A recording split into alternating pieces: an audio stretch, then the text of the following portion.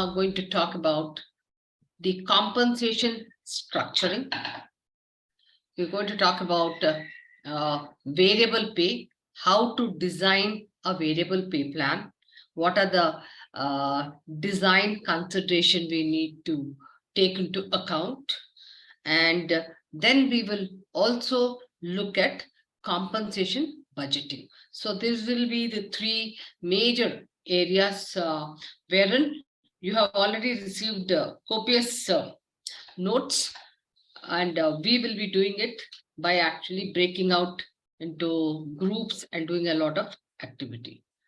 All right, a little recap about what was done in this last 3 sessions. Yes, we said that compensation is very, very critical in today's times to attract, to retain, and motivate. Having said that, compensation is impacted or is dependent both on external factors and internal factors. And we talked at length about the impact of external factors on compensation, like government regulations, collective bargaining, globalization, technology, socio-economic factors, etc., and even demographic factors to a great extent. Thereafter, we also talked about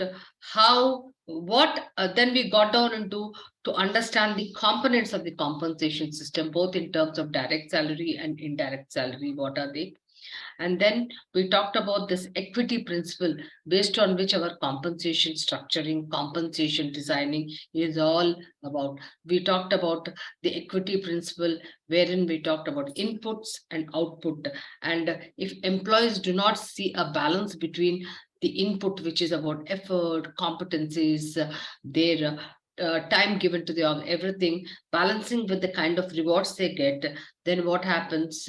Then there is a kind of inequity is established, and that culminates into some kind of a behavior which could be demotivating, losing interest, not being up to the mark in their performance, etc. And in the end, people also may exit the system. So organizations always ensure that they are internally equitable and fair in the way they pay, and then externally also they are competitive, and also ensuring that between two individuals there is also equity established, and which actually counts for individual equity. Now we looked at job evaluation, techniques of grading and point plan method. How do we evaluate jobs for their value and worth in detail, so that you establish the worth of the jobs and then you pay the salaries. So that's how you can be fair and equitable. Then we looked at market. How do you compare? What kind of a data do you get from the market? Then what are the components which you will collate data about? And then how will you then analyze the data when you have actually collected in terms of percentiles, deciles, quartiles, etc. And how will you compare it with vis-a-vis your own pay policy in terms of lead, lag, or to be on par? So today what we are going to look at and further, having said that, yes, but when you are attracting, when you are motivating, retaining, hey, is there a need for compensation structuring?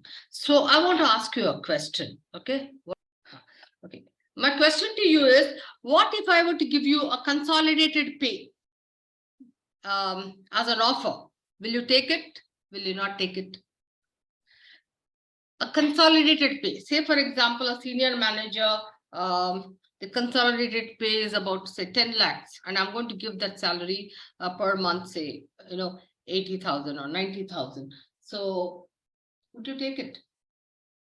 Ma'am, Prashant here. I think it depends on the kind of effort or the role we are putting in. I would take a fixed compensation, but if I get something which is linked to my extra value addition as a performance incentive, then definitely that would be an icing on the cake. Okay, let me put the question this way. Okay, so you are saying that whether I would actually like that salary or not, so is it to my expectations? No. So let me put it in a different way. My question to you all is, if I were to, you have accepted the offer, You like the salary. So if I were to give you the salary in a consolidated manner, I'm not breaking it up into anything, would you take it?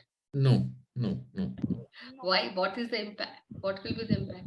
Because of taxation, in my primary concern, the tax benefits would be gone, which I Absolutely. need. I mean, not a fresher might not need, but I have, say, home loan, I have, say, HRA to claim, LTA to claim. So I would Absolutely. definitely like to have those. Absolutely. So when I give you the salary in a consolidated manner, in a lump sum amount, what will happen? Your net salary may be much lesser because it may go away all in tax, right? So therefore, compensation structuring is very important because it has to be also employee friendly and ensure, what is the purpose actually? To ensure that the employee gets the maximum amount of salary at less, with less tax exemption, right? That is why we need to understand compensation structuring. Now, So, and so I also have another point. yeah, Bhupesh, Nowadays we have for every role we don't differentiate from geography to geography. Uh, but having said that, in the large organization, and when they operate at a multiple sites or multiple deep inside, so there are certain components organization offer. HRA differ from one city to another city. When people move from one location to another location, the nature of job changes. So all that, it is not only from an organization standpoint, but also employee feel that company is respecting my hardship or my from where I'm operating and my standard of living. So all those aspects are there is a psychological or social need to address to bring various elements in the pay now over and above the PTAC absolutely taken. I was just taxation. coming to the next question is, as a compensation expert, as a compensation manager, so A, will I give a consolidated pay vis-a-vis the breakup into structuring? Okay, and how will I do it? Two, if I'm a compensation manager and if my organization exists in different, operates in different locations, in different geographies, in different countries, okay, then will I have a same compensation structure? No, in fact, in every geography, in most of the geographies, you have to have a different one because I believe one is the statutory impact on an organization increases if you just have completely fixed compensation and what just one component. Now, then the Who is organization's this? part I of the. can't see. Who's this? This is Nikhil. This is Nikhil. Nikhil, So you stole my words. That was the next thing. So is it important for me to then look at all my statutory and legal compliances, right? yes, and every city would have every state or city would have a different one. So, for example, a standard average minimum pay for Bangalore is around 16,000, 17,500, closer to that. And for Noida, it is around 11,000, right? And Chennai is around 10,500. So you need to work around things so that for specifically for the people who have lesser salaries, they get the maximum benefit and maximum in hand as well. Absolutely, absolutely. So therefore, A, I need to understand how do I structure my salary. B, then if I need to understand all the legalities, statutory laws which hold good for every country. Okay, and then I need to understand the COLA, that is the cost of living, adjustment allowances or incentives, etc. In fact, just let me give you an example of Shell company. I'm sure all of you are familiar with Shell. You must have heard of Shell. Okay, it's a multinational which has operations almost across the globe, right? So how do they manage when people are shifting from one location to the other? Say, for example, somebody is working in Bombay, the same job description, same position, and is shifted to Dubai. Okay. or somebody from Dubai again is shifted to another place. So what happens is here, the positions fixed pay, which is called the base pay, which we have done, we have analyzed, we have worked through, we have used regression and learned how to fix base salaries, that remains constant. That does not change. But the rest of it changes in terms of obviously variable, in terms of the living expenses, in terms of whatever the country holds good for their legal statutory compliances, etc. All those things change. But the fixed pay does not change. So it becomes very, very convenient for them. So you cannot actually keep changing the entire compensation structure every time a person shifts. I'm talking about a position, same position. I'm not talking about a position which is upgraded. Obviously, then it becomes different. Okay. Yeah. So therefore, when we talk about a compensation structure, which is actually typically known as a salary structure or a wage structure, it is actually a strategy, to determine how each employee in the company is typically paid. You can take into consideration employment tenurity, industry minimums, maximums, etc. Okay, let me just give you. If you recall, we learned the components of a compensation, right? We learned about direct salary, which is base salary, which is variable pay, deferred pay, and in the indirect, we looked at all the non-monetary perks and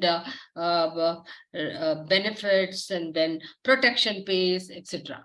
Now, how will you actually then make a mix of all these things? That is important. That is called the compensation structure. So when you are talking about a person, okay, this is what I want to pay, then we are looking at what the fixed component, the reimbursement, the perks, the deferred payments, and also the retirals. So this is what is a compensation structure, and how are you doing it in your organizations for employees. So when we talk about compensation structure, then typically, obviously, we are talking about a fixed component, right? I'm sure if you look at your own salary pay slips, tell me in your fixed component, what kind of elements come up? Yeah. Anyway. So that's basic. Yeah. So that's yeah. There was some nickel. Yeah. So I thought somebody else was also trying to speak. So I was saying the basic components are, one is your basic salary, right? Yes. Which depends on an organization to organization. Some keep it at 50%, which the government now is So asking us to before do. basic, also we'll say this this entire base salary, which is fixed Entire by base salary, your yes, entire, absolutely. so that becomes your guaranteed salary, which you get Yes. whether you perform or not, but 100% guaranteed income when you get an offer, right? Yes. Okay, the base salary. Now that base salary again is broken down into certain components, right? Mm-hmm.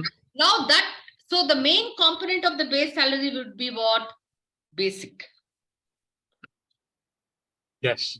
Because all your other retirals, etc., are dependent on this basic salary, and even tax exemptions to a certain extent, right? So basic is typically 40 to 50% of CTC. What is that in your organizations, if I were to know normally? See, in my previous organizations, it was around 50%. 40% was for PwC, KPMG, Tech Mahindra, all of them at 50%. Right. But in this current organization, which is an IT organization that I have, we have it at 25%. I'm slowly and steadily over the past 2 years, I'm increasing that for everyone to. Last year, I slowly and steadily brought it to 30%, now 35%. So my intention is to slowly bring it out, because in our CTC, in this organization, and because they have a kind of a manufacturing kind of a breakout for all the salaries, they have included the employer's deduction of PF as well in the CTC itself. Okay. And statutory bonuses and etc., which are supposed to be given. They've included everything in the CTC.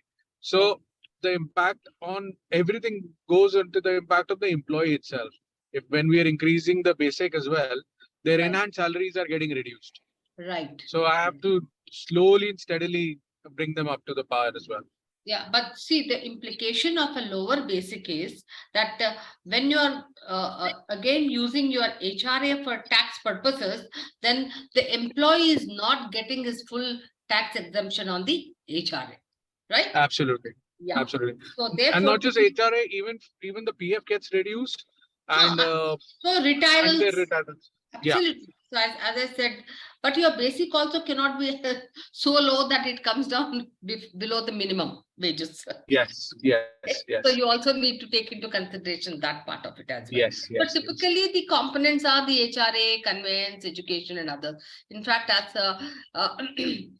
the education, you have even the hostel, also, which is capped at two children, hostel allowance of 200 rupees per child. Okay, Yeah, so these are ma'am, some of the components. my experience with most of the companies has been like they keep the basic lower for freshers or say for lower job levels. But Yes, as we yes, move higher the ladder, the yes, CTC, yes, the basic yes. Absolutely, starts you are increasing. right. You are right, So Prashant, for the reason that because the lower people have a lower salary as it is. Okay, yeah, so you and take then home should you be don't want better to for have them. a very high deduction of PF as well. Okay, because if you notice, the entry people do not want a huge Yes, reduction in their yes. PF. And to keep Okay? up pace with inflation, and then they don't have maybe home loans or HRAs that high to claim because they do not have a full-fledged family. So True, true. that's how it goes. Absolutely. But today, in today's times, so the moment an employee is onboarded, then he has a choice. So we will come to that, where you Yeah, can the labor laws, choose. new labor laws actually force everyone to be at that 50%. Yeah. So then what kind of changes will come again on the retirees, Yes. So etc. my question would be for a later part of the session that how should we prepare, or should we right now go ahead with that next level that is going to hit us rather Yeah. than drastically So though moving to there is that so much of level? thinking on that, not much of clarity is emerging from, Yeah. that it's going to really bring about, open up the Pandora's box rather. Huh? Yeah, yeah. Yeah. Thank you. Thank you. Yeah. So Hi, let us, Nirmala. Madam, I have one question. Just one thing. I could hear somebody, yeah, Yeah, please yeah. go ahead. This is Ekta. So Nirmala, just one thing. Yeah, here I would want to mention that I have a different view or experience of what I have seen. Is that for the entry level jobs in many companies, they try to keep the basic at par with the minimum wages. So anyway, the basic is either at 50% or more than 50%. But as we gradually grade up to the career ladder, for the higher positions which are salaries like more than 1 lakh, 1.5 lakh, 2 lakh per month, for those the basic really goes low, maybe below 30% also. Yeah, but not below the minimum wages. Yes, exactly. But yeah, right. Okay, thank you so much, Ekta. Yeah, so some of the non-monetary perks which are common. So we'll do actually a breakout activity where we will take up one sample from your group. So these are to give you a list of, you can actually take a picture as well. Some of the non-monetary perks or components which are prevalent in the organization as to car, accommodation, fixed assets, ESOPs, medical, LTA, telephone, etc. Okay, and some of the retirement benefits which are mandatory as well, provident fund, gratuity, then superannuation, there's something called annuity as well, pension funds, insurance. All these are some of the components of a compensation structure. All right, now tradition, if you have noticed, I'm sure all of you have noticed that there's been an evolution in the way this mix, ultimately, compensation structure is what mix of all the components and ensuring that the net salary what the employee gets is the maximum and allowing for 100% tax exemptions, that you are also incorporating those components which give you exemption on tax. That's the idea, right? So if you have noticed, tell me from your point of view, your experience. Traditionally, so 20 years ago, where was the focus in compensation when you were, structuring the compensation? In which element was the focus? Basic and DA. Yeah, Okay. if you notice, the pay mix was very few organizations, manufacturing maybe, even PSUs also did not have variable. So it was fully more on basic, right? The base salary, high on base salary. Traditionally, they just had a base salary, DA, some kind of allowances and components which allow tax exemption, right? Thereon, what happened? Today, what is happening? I want to know. How have we evolved today? And why do you think today the compensation structure is far, far different from what we had traditionally? Why? It's based on what? Anybody? It is based on the performance nowadays. The variable pay is playing the very crucial role nowadays in salary. Okay, Shiva is saying, I'll just write down. This is a very interesting thought, because that's where all you comp guys will. So what are some of the things which you will be taking into consideration? Okay, somebody said, yeah, Shiva, you mentioned what my question was. Yes, we have evolved in the way, the traditional compensation structuring was done, and today we are far different. So the focus is on what and why? Tell me.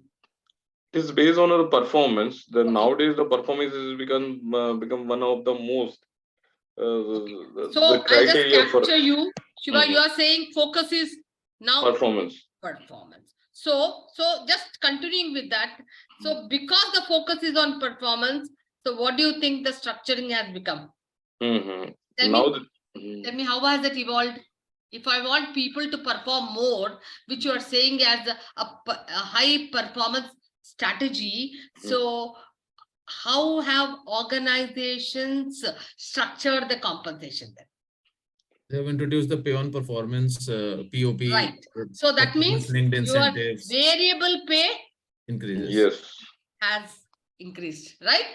The percentage of variable pay, or everybody earlier not much, but now variable pay has increased, pay for performance has increased, because right now most of the organizations want high performance strategy. Agreed? Yeah. And it for Yes. everyone, ma'am. 20 years ago, we had variable pay or incentives for Exclusive. paid people. Exclusive.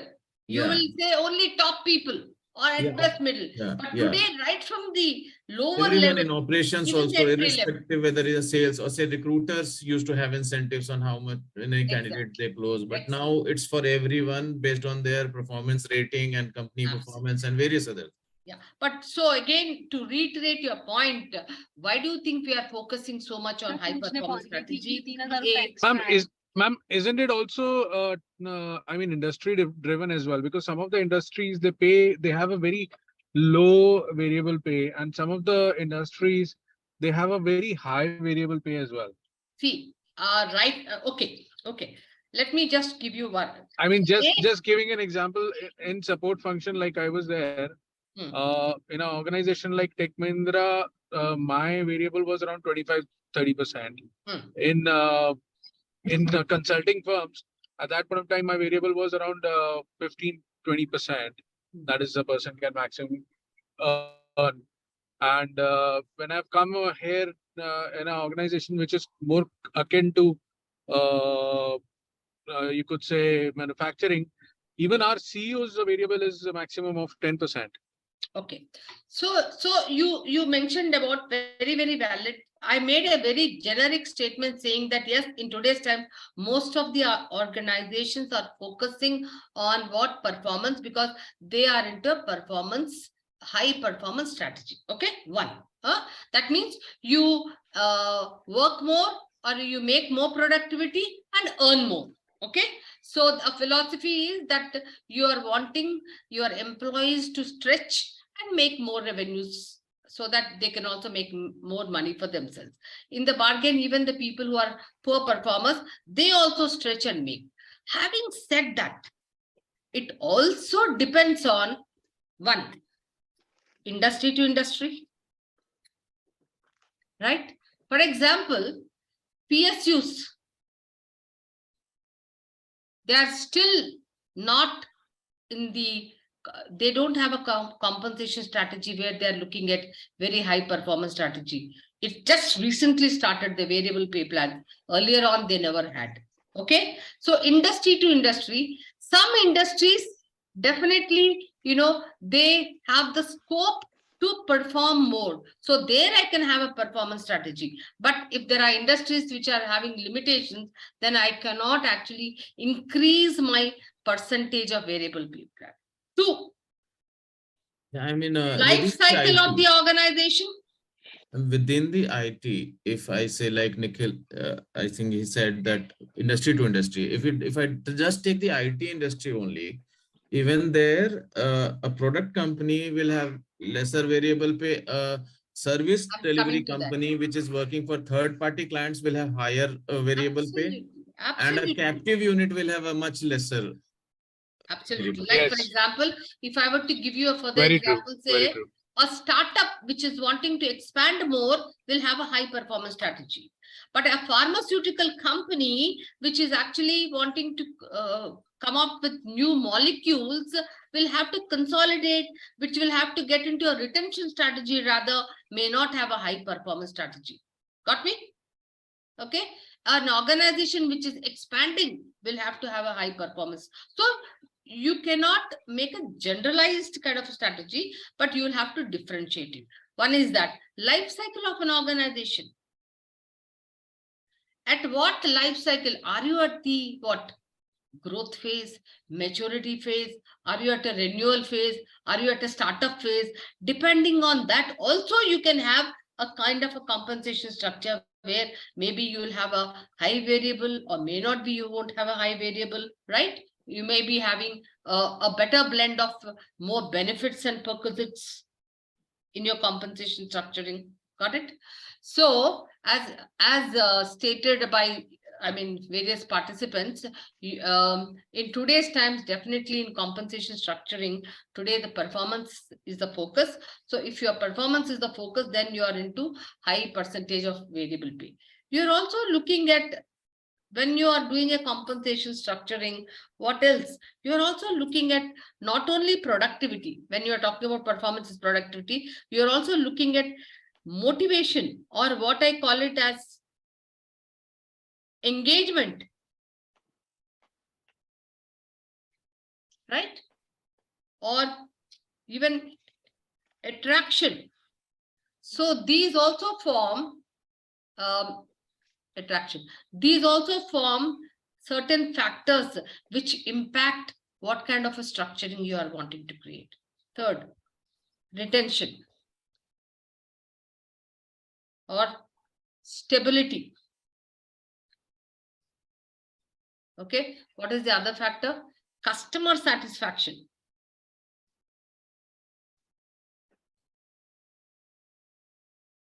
So some of the factors which actually play an important role when you are structuring your compensation, apart from just the performance, are also these: what kind of engagements, how much of attraction you want to do, retention, stability factor, customer satisfaction, etc.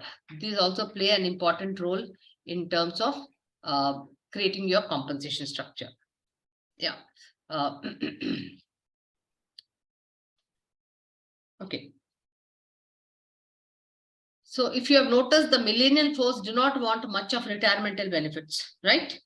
Because the millennial force, if you have noticed their career trajectory, they will work for 2 years or 3 years, then they will take a sabbatical maybe, then again they will maybe go for a higher education. So everything instant. So even a compensation strategy of an organization, depending on what kind of workforce are you taking? Are you taking the millennial general? So you have to consider their motivational factors. What are their needs? What are their aspirations? And then design your compensation structure. You can't say that, you see, I'm going to give you a huge retirement benefits, okay? So, but he's saying, I'm not even looking at staying here for more than 2 years or 3 years. So if you are looking at a huge benefit at that, I want to know what am I getting right away, right? That's the kind of a psyche for most of the millennial workforce. So are you there on the spot? So only then you'll be able to attract. So most of them are looking, and maybe if I'm taking in old tenured people, then what do they look at? They look at medical benefits, long-term benefits. Is there so much of risk? What kind of a security I have?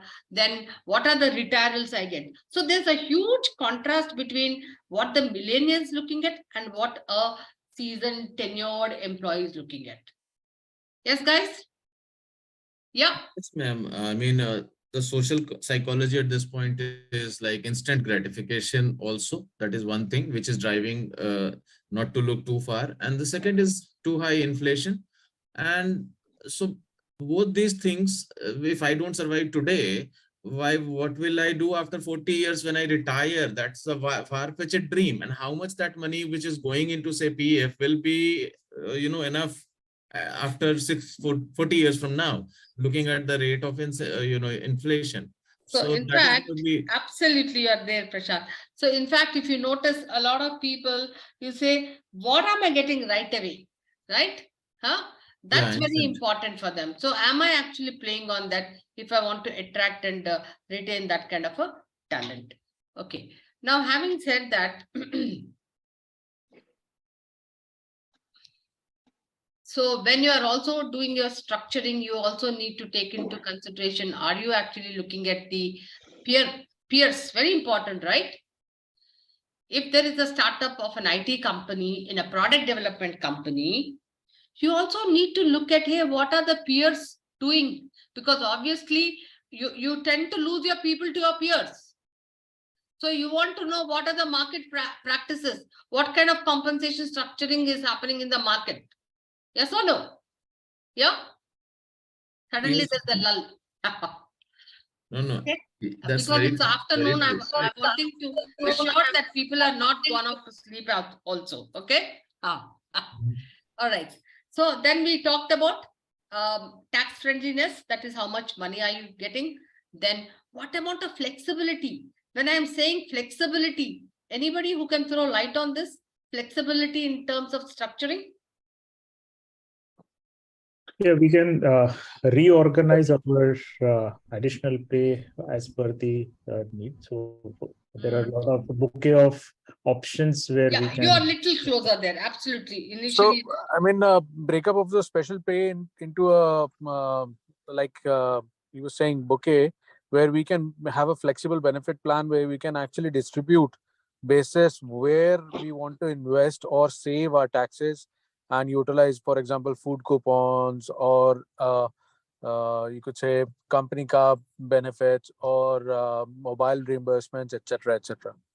yeah, closer. So when I meant flexibility is, if you recall, every employee who comes onboarded, then the payroll guy will check, or the HR person also will go and then ask the person, okay, now this is your salary and these are the kind of components which are there for you. What is the choice? What, so that the flexibility, you don't have to take what is there at a level 1 or what is there for a level 2. So even in that, as you rightly said, there's a basket. It's a flexi basket, which you have the option. Then you decide how much of amount and what you want, and then once you decide, then your payroll processes process that salary, and month on month you get.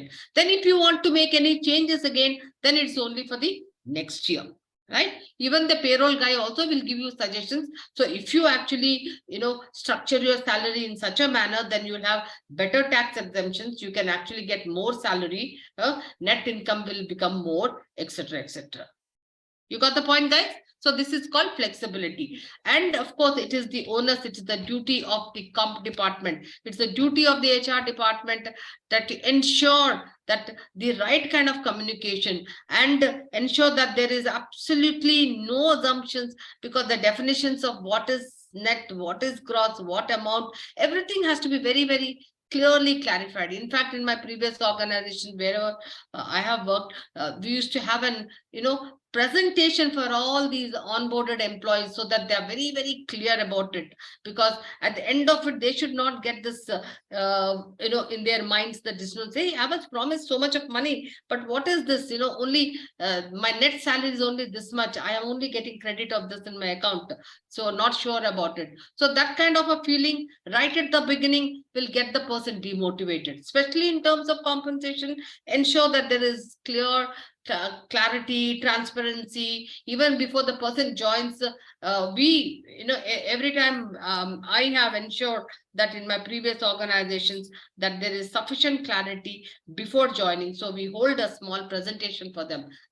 I'm giving them to the T, the breakup details, everything. They should not have, anything to assumption saying, oh, we thought we'll get this much.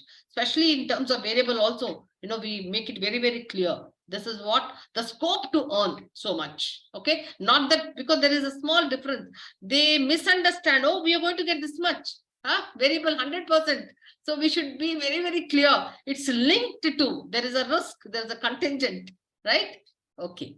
Yeah, so as I said, you need to be very transparent, and whatever you do in your communication, it has to be simple but very, very clear. Okay.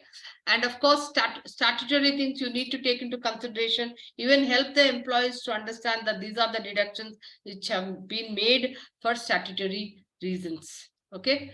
And of course, within the budgets, and definitely easy to administer, because you have payroll software these days. So you have to ensure that payroll is processing rightly, because does it understand the components? Are the software aligned with what the components you are doing? Because I've noticed sometimes help desk has huge challenges, and how then employees get demotivated and they get disabled when there is some kind of inefficiency, or there are slippages, especially when it comes to salaries. Okay, guys. Nirma, Maithili yeah. here. So I just had a quick question. Yeah. Maithili, Maithili. so when you were just explaining to us about the flexibility options, so in my organization, for instance, we've got a component where you can either claim tax, the traditional way, and you also have an option of just an easy tax exemption where there is an X amount, a fixed amount that is claimed on an annual basis. So is that also one of the options of flexibility, or does it? So sometimes you have this option. Say, for example, I have not actually opted out, and I have not even told them that these are the components I want to. Simply, what will the payroll do? They will process, and all the amount, since you have not actually opted for any component, you will get the money, but it will then what? There will be some amount of deduction towards tax. Got it. Yeah. So some people, they even I have been one of those in my previous organizations. So sometimes when then we'll say, okay, fine, at least I'll take the money, let it go for tax, that kind of a thing. All right.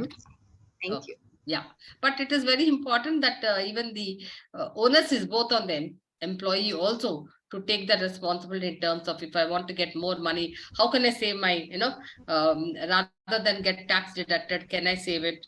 In fact, for the mid-level people, there is something called an option called, I was explaining in the session 1, annuity plan, because the middle-level managers get a high salary. So therefore, to save some portion, you can't save everything, right, of tax. So some portion of the tax getting exempted from, deductions. You can save that like a superannuation. The company can float, and then it goes as a annuity plan, gets invested in turn in a life insurance company, etc. But you can withdraw it only after you quit from the organization, or at best when you retire. So how many of the youngsters may not like it? That's okay, fine, I will take my money, let it go tax deducted, right? Yeah. Yes. ESOPs also. Yes, Prashant. Yeah. ESOPs also kind of annuity. No. We'll come to that, but ESOP is not annuity plan. So it's absolutely totally different. Annuity is you have a certain amount of guaranteed pay, right? Yeah. Base salary. Now, if you were to take that entire amount, there will be some tax deduction. But now, if you want to save that tax deduction, you can now, the company has to, of course, then they'll say, hey, can we get, can we float this? It's called an annuity plan. That means instead of getting tax deducted, that some amount of money, I will then save it in as an annuity plan. Now the company, what does it do? Then they further invest this in an LIC or etc. Okay. Okay. So Okay. it is not a part of ESOP. ESOP is a variable pay plan. Okay. Yeah. I mean, the clause is there While also that you annuity is cannot- your salary, base salary. I mean, you cannot sell the shares immediately after getting. You will have to keep So, it. but ESOP is Yeah. you cannot sell, but ESOP is a variable pay plan. Okay. It's Okay. a variable pay plan. But annuity is your base salary. Okay. Okay. Guaranteed pay. Okay, ma'am. Thank you. So I just was talking about you can have different compensation structures depending on your organization's life cycle, right?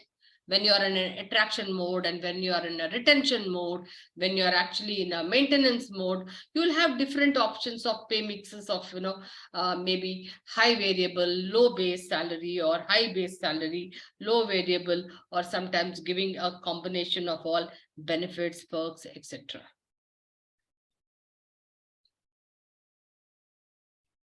Yeah. So we were also talking about in compensation structuring flexi programs, right? So when we are talking about flexi baskets, what does it mean? At every level, your dollars, you have fixed dollars, but then not necessary that you are also then spending them in the manner you want to. There are line items, but you can have flexibility in terms of the employee can choose what they want. But the amount is fixed at every level, at every grade. And first, all the mandatory things which are there, you have to comply with. Over and above whatever is not mandatory, then you have a flexi basket, which is called a flexi basket. That means an option for the employee to choose. Okay. So here is it. Let's do a very small, quick activity. Wilma, okay. Now, the objective of this activity is to understand a good balance of this compensation structuring, what all go into a part of your CTC, what are those indirect and direct salary components, etc. And then clear. Step 1, from your group, you have to just take anybody with one organization, okay? List out your compensation structuring elements and then see which is more, which is less, in the sense base salary is there and your indirect perks, benefits, etc. are mentioned there. Now, what is your objective of this organization having a structure like this? Is it to, is it a high performance strategy? Or is it a high retention strategy? Is it to motivate, attract, retain people? What is it? Just 1 or 2 lines on that. Okay, very clear? Yeah. So Nikhil, over to you. I shared the screen. Yeah, sure. Thank you, Meena.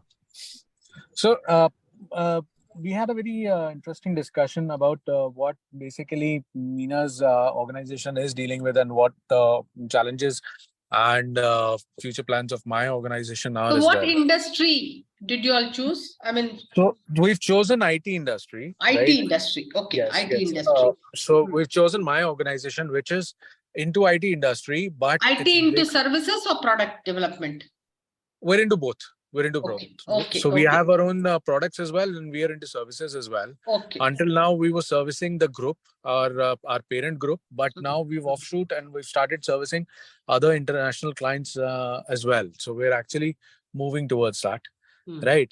And while I was discussing, I was also informing the group as well that the demographic of our organization is very very different from today's world of IT industry, because most of the population that is in our organization is at least 10-year tenured or with more than a decade in that organization, and average age is around 40 years, right? Which makes it that their expectations and their requirements of the organization are quite different than most of the organizations here. So, for example, introducing variable pay has been a very, very big pain in the next Challenge. Yeah, that's why I for was asking. everyone across, because they're very old people and they've never had variable pay, right? The And psyche getting is very, very different. There is no yes. variable in their psyche. Yes, and that becomes a challenge, because if even if you add just for a person earning 25 lakhs, if I add just 60,000 variable pay annually, that is just 5,000 rupees a month. I have been lambasted left, right, and center by them, right? Almost getting killed, to be honest. But yeah, so that's how the organization is actually moving towards, where in the last 2 years a lot of attrition has happened. A lot of old tenured people have moved out because of the rigors of the organization is putting through, because it's changing dynamically as well, and a lot of new young kids have come across as well. So multiple things that have happened. One is that we said we had a lower basic basis only, so that there is a higher in hand. We have HRA. We've got special launches, but we don't have any flexi basket as of now. We don't have any tax saving benefits apart from LTA or mobile reimbursement. Mobile reimbursement is also very minimum of 800 a month. That is 9,600 a year. And if somebody's in a 30% bracket, maximum they can save is 3,000 rupees. So that's not much that we're giving right now, but we're looking at incorporating a lot of new vendors to provide us with solutions, something like Sodexo or Zaggle, etc. In the coming future. So that's what we're looking at in the next appraisal cycle. We'll be introducing them with the salary breakups as well. Apart from that, so our fixed component starts with basic HRA, special allowance, LTA, conveyance allowance, and mobile reimbursement. And our retirement benefits, again, are part of the CTC itself. The statutory bonus, the PF, and gratuity. Everybody in the organization gets statutory bonus during the Diwali time. That's 5% of the CTC that we have, and obviously the minimum uptake is there, so that we're covered as per the government norms as well. And then PF and gratuity again are part of the CTCs, along with what we've introduced is last year we were able to introduce around up to 20% of the people to variable pay. This year we're looking at introducing around 40 to 50% of it. Anybody who would be having a CTC of more than 6 lakhs, they are being introduced into variable pay, and the new people who are getting hired, they have variable pay in their CTCs. So that ways we're getting covered on that front. Medical insurance, yes, the medical insurance is there. It's part of the CTC, the deduction. Unlike other companies where specifically for the parents, it's co-pay. And because of the demographic of this organization, for parents, there is no copay as well. There is you can take up to 10 lakh rupees additional cover for your parents as well, over and above what cover that you want to take for yourself. Apart from that, we have some good policies, specifically the car policy.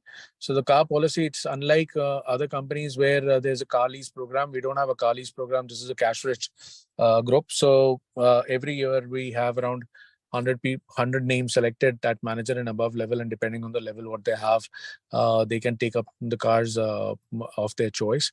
And those cars, they have a benefit of without any interest.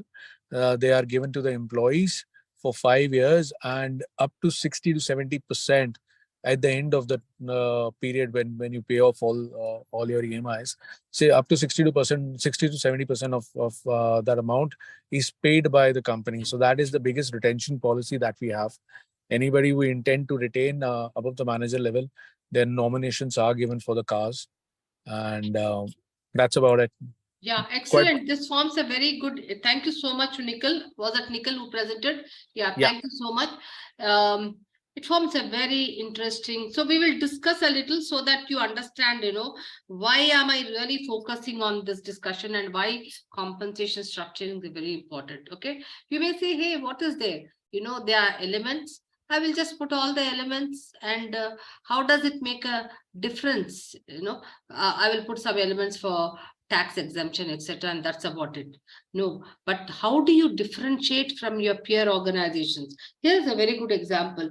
Like, for example, this company, if if you look at the elements, etc., you will actually make out what is their strategy. Like, for example, this company is on a cost strategy. What does it mean? That they want to see, Fundamentally, if you want to bring in any change, even in your structuring, if it impacts the psyche of people, they become very resistant. So I like the way, so they have put now an amount 6 lakhs and above, because the new people who would be hired, new workforce, they would not carry this mindset. So they want to introduce pay for performance. Why? They want to actually, they're on a cost strategy. That means they want to increase their productivity. That is, you win, I win. They don't want to land up with high percentage of wage cost. That means, whenever you are increasing your base salary, or whenever your base salary is very high, that means your percentage of wage cost becomes very high. So you also need to benchmark as a compensation metric.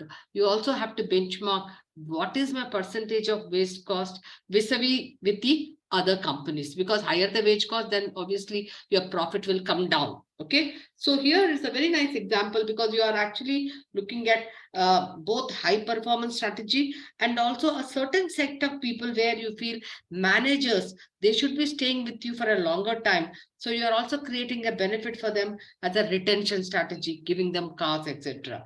Okay, and definitely there is a some amount of branding. So you also give benefits so that you can brand yourself, and cost impact. I'm sure you're also giving some cost impact benefits. So I can see that there is some kind of a transition now. You're transiting into more of, increasing productivity, increasing revenue, and how do you engage people? So you are creating less of base salary now and more of variable pay. I don't see that is what is coming out, very boldly. Is that so, Nikhil? Yes, ma'am. Huh? Yeah, Yeah. excellent. So we're introducing it structurally. We're introducing at least some kind of a effect in terms of the variable aspect of it, because until last year, last year, the total variable impact of the organization was just 2%. That uh, just 2.5 crore rupees. Now we have in the last 1 year or so, basis the number of people leaving and also the increments and the maximum. I also had a when I was giving an increment, I made sure that at least not more than 20% and not less than 10% of the increment goes into the variable of people, so that their variable increases steadily as well, and that's not much of an impact getting to them as well in their enhanced salaries as well, so that they're not that dissatisfied. So that way we were able from just 2 crore rupees, 2.5 crore rupees to as on date, I have 12.6 crore rupees as variable part. Yeah. So and when I'm looking at around 80% of total variable amount that is going to be paid this year or last year, 80 to 85% or 88% at the maximum. So I am looking at least saving a 1.5 to 2 crore rupees in terms of wage costs, which is a but then there is a requirement of a huge communication, because people, when they say variable pay, oh my god, it's a risky, pata nahi milega. I mean, maybe we won't get it, that kind of a feeling. So therefore it needs to be driven into their minds that you have the capability, you can earn more. So a lot of focus and communication has to be given when you are actually changing this, wanting to increase your percentage of variable pay. All right. One of the major reasons of bringing in variable as well was because the whole dynamic of the organization has changed from supporting the group to going outside and getting more businesses, and that ways for the last 2 years we've been into negative in terms of our profits. We've been into losses in that regards. So we also, and my idea was to bring in some kind of an impact to the employees as well, right? Yeah. If the organization is not doing well, at least 10 to 15% of or 20% of the impact should goes to the employee as well. That okay, you can perform, I'm sure you're doing performance well, but organization is not doing that well. Collectively we're not doing that well, so some sort of variable I would need to deduct from your performance as well. So that's where we But that brought in needs the we will organization talk impact about as well. it. That needs a very different communication and a little bit more, very Sure. focused kind of a communication. Yeah. So, Yeah. all right. But wonderful, Nikhil, lot of learning. Can we have the next presentation? Sorry to, because of the time constraint. Yeah, let's have the other group presenting. I hope the group is learning certain things, because these discussions really help a lot in understanding how every organization, what are the challenges and how do they then balance their compensation structuring elements. Yeah, this is, yeah. So who is the MC for this? Who's the presenter?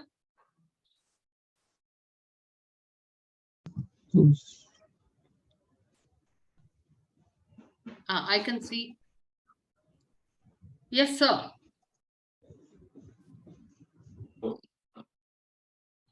Hello. Yes, I'm audible. Yes, Shiv. So we have the two industry. One is IT, and another is manufacturing automobile sector. So about the automobile sector, I'm talking about my industry. Okay. So we have the fixed structure, basic. We have the fixed, and HRE is also fixed because we are providing the colony for employees. Right. So for certain grade, we have the fixed HRA, and convenience is also fixed, and spatial rest, everything is fixed. Okay. Because we don't have such a performance kind of thing here as a manufacturing plant. So we have the fixed targets here. Every month, no doubt, we have the production different targets every month. But rest, we everything is fixed. We have. Okay. Okay. But in colony, we are providing to the employees of free electricity, water facility. It is a full. We have the mall facility here. Yeah. So can you see that the objective of this, the way the salary has been structured in terms of not only elements, but also in terms of benefits, which are, a lot of benefits, like you talked about a list of line items which are free. Why do you think? It is more, it's like, if you can see, that is the retention strategy. You don't want people to go away. You want them to stay there. You want them to be comfortable. You want them to be well, equipped with everything. So the focus is, because ultimately what is free for the employee is a cost to the employer, right? Huh? Yes. So, but some other organization, the millennial, I don't want free, you give me cash, right? But here in a manufacturing organization, the focus is maybe in a township and all. So they want people to stay. They don't want people to attract. They want them to be there for long term. It is not a short-term strategy. So therefore, the focus is more on long-term benefit, making them comfortable. So you will see that the entire thing of benefits is more towards the retention strategy. Because as I said, benefits also cost. They may come free to the employee. Okay. Yes, because of the colony, we have the good retention rate. Those who get the because colony, that is what you're giving them. You're giving them Yes, homes. yes. You're giving them all facilities, right? Yes. Like the public sector, so units which are there in a remote center, they give everything, townships, all free. You may get less salary as a base salary, but other things are all free, but it costs employer. Yes. Right. Yeah, great work, Shiv. Thank you so much. Yes. Thank you. And somebody wants to talk about the other IT industry. Yep. So I can speak, Nirmala. So basically, as in our organization, we have basic HRA, special allowance, and meal voucher in our base pay. So basic is 50% generally, HRA is 50% of basic, special allowance is the balancing figure, and meal voucher is around 2,500.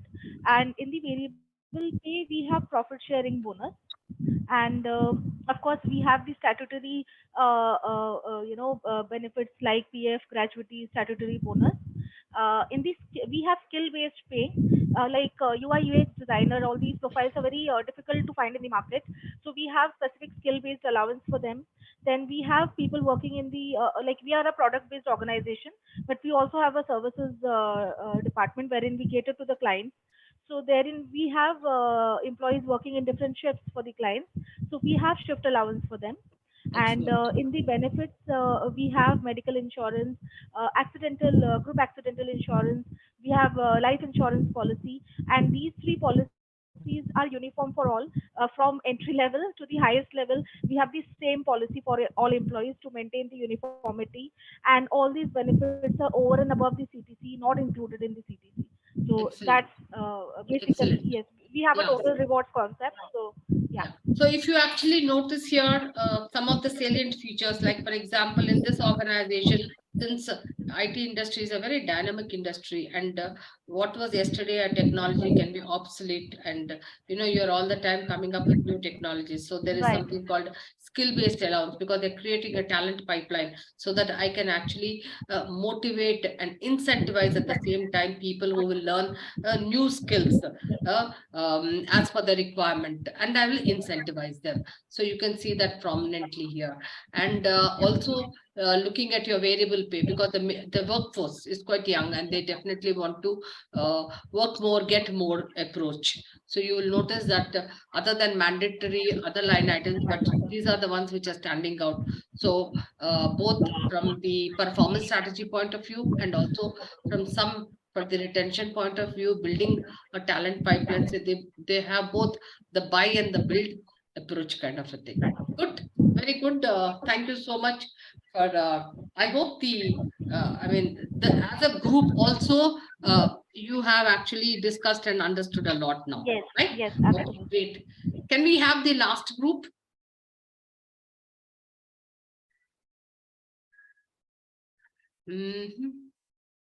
Yeah, you'll have to close this. Yeah. Where is the other group? Where is the other groups? Karta Darta kahan hai? I can't see. Yeah. Anybody from the other group? The first group, I think. Actually, Prashant was supposed to Yeah, I present. got logged off. I'm now. Yeah, he's there.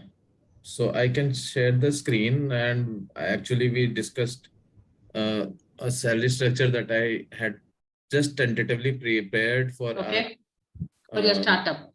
Yeah, for not for a startup, for the recruiters. Okay. To actually, while talking real time with a candidate, they can play with numbers and give them a ballpark figure. This is about Right. So just hope you all can see my screen.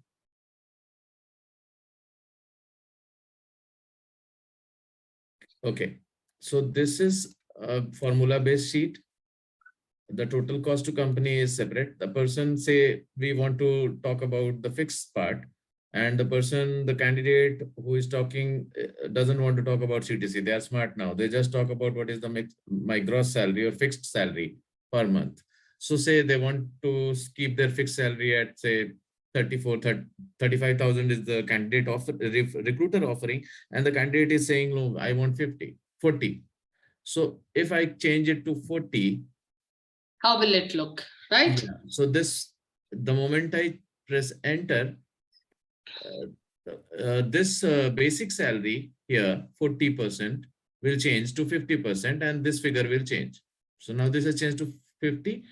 Now these are the components. The basic salary is now 50% of higher CTC, so we keep it at 50. So we'll focus more on the mix, the components. Yeah, okay. This is basic HRA, and then standard deduction allowance, which is medical.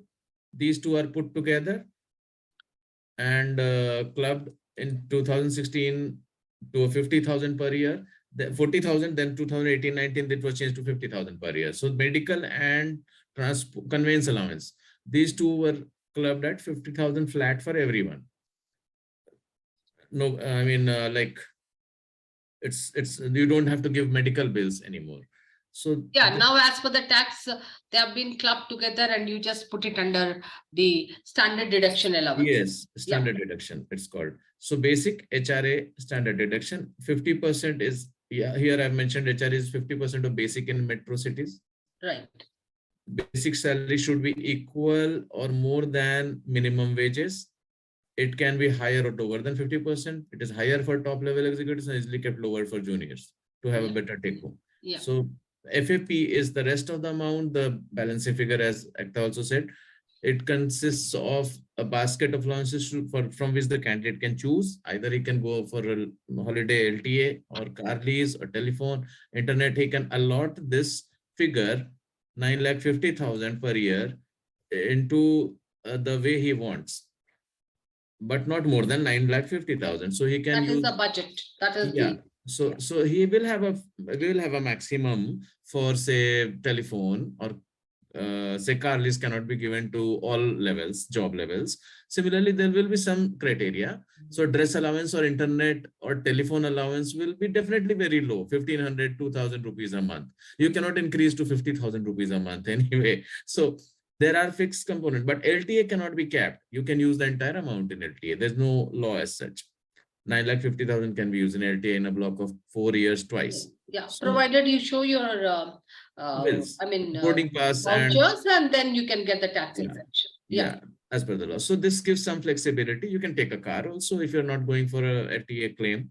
So this is the special allowance, which is FAP, or basket of allowances, as they call it in some companies. Okay. Flexible allowance package, FAP, or basket of allowances, or special allowance, or personal allowance, whatever. So this is the balancing figure, and that's all. It's 40 lakhs. Here it's 40 lakhs. Here it's 40 lakhs. Per month, 3,33,000. Now comes the deduction part. Deduction is PF contribution by employee, first of all, 12%. Professional tax of 200 rupees. Income tax, I took a ballpark figure, 40,000 per month is 33, 4 lakhs per year, which comes to 33,000 per month. You can remove that. Basically, you don't have to say that. As a recruiter, you can actually delete that and say that I'm not sure about your investment plan or your income tax deductions. It depends on your investments. So if somebody says, no, I want to opt for tax regime two, the new one that is there, now it's going to be made default for everyone. So if somebody says that, then you can probably calculate and put it here, that I will not claim anything, give me whatever taxable deductions are there. So we'll have to rework on that sheet in this case. But yeah, right now total deductions come to this much. Now 40 lakhs minus 642 is 3357. This is the net salary, tentative. 10-20% up and down will happen because of this income tax figure, which is just a nominal figure. So you can say as a recruiter that you will, if you come on a salary of 40 lakhs gross, the net fixed somewhere will be around 32, 33 conservatively. Now comes the variable part. First, the employer contribution. So PF contribution by employer is a part of CTC. Again, Mediclaim, the company is giving you Mediclaim for 2 children and a spouse. So that usually comes around 20,000. It may vary also. Depends on the amount of coverage you take actually. This for say 10 lakh coverage. Variable pay incentives. This is where I kept it at 10% of the gross, which is 4 lakhs. 10%. So this can have quarterly payout, annual payout, or monthly payout, depending on the company policy. Components can be there, say like company performance or your own personal rating put together. How much weightage? 50% weightage to company performance, 50% weightage to your individual performance. Depends on that. If it's a public company, no problems will happen. But if it's a private company who does not disclose their own revenue figures, then there will be questions. So this I have mentioned, like the PF, Mediclaim, in superannuation, training costs also sometimes are included. That if you go on a training, say to abroad or to the headquarters, then you have to be here in the company for say some time, otherwise pay back this much amount. So that also kind of not bond, but kind of an agreement. So employer's contribution on ESI, if applicable, definitely this figure is outside ESI bracket of 21,000. Then gratuity, if applicable, after 5 years. This is for 1 year. This 96 is for 1 year. You have to put in the number of years here multiplied by that, and that it will throw up. But this constitutes the total cost, extra cost borne by the organization, which is 7,56,000 on a CTC of 47 lakhs. So fix is 40, but the CTC goes 47 lakh. But if you add this 756, If you add this, the CTC goes to 47.56, while the fixed is only 40. Yeah. So from the calculation perspective, it's excellent, and you have very nicely put it as a calculator, salary calculator. Excellent, Prashant. Yeah. So the focus here is generally if there's a huge difference between the cost to company and what he's actually getting. So it depends whether the employer is spending more on the benefits, which he's taking it himself, or sometimes the organizations, what they do, they don't extend insurance, etc., and over and above anything which is statutory. Then what happens? The focus is just on what performance, and you actually increase the productivity and you get the variable pay, and that's it.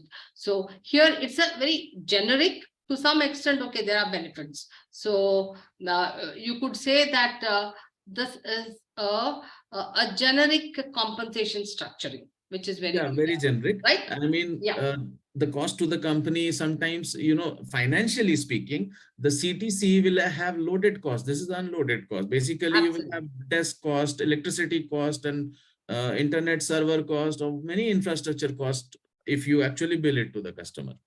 So if we see, like so when you said, because in the office I'm using this, so many costs. So what happens from the employee perspective is this, but these are all because, you are in business, you have to afford it. But at the end of the day, what am I getting? So the employee actually looks at what am I getting. This is what. But therefore, the focus is more on, so he looks at what benefit am I getting, whether it's monetary or whether it is non-monetary, right? Yeah, so cash in hand is CTC minus deductions, minus income tax, minus employer costs, minus benefits cost, plus variable pay or incentives. So this is what we have to tell the people when we are sending the offer letter. And when they are getting onboarded. Great, guys. And I think it was such a wonderful presentation from all the three groups. I hope doing this breakout activity and also sharing and learning from each other's groups was a great experience. Okay, welcome back. So we just covered compensation structuring. Now we'll move on to quickly, with the little time we have, variable pay. Okay. In our session 1, we in fact covered about variable pay.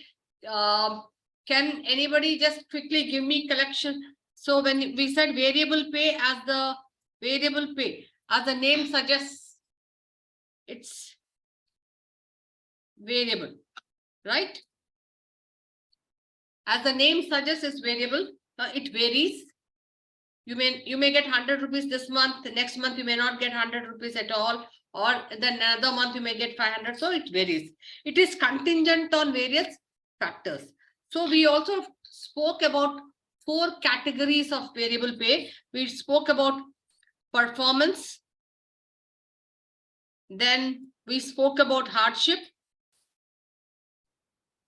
Then we spoke about merit, or we can say skill-based.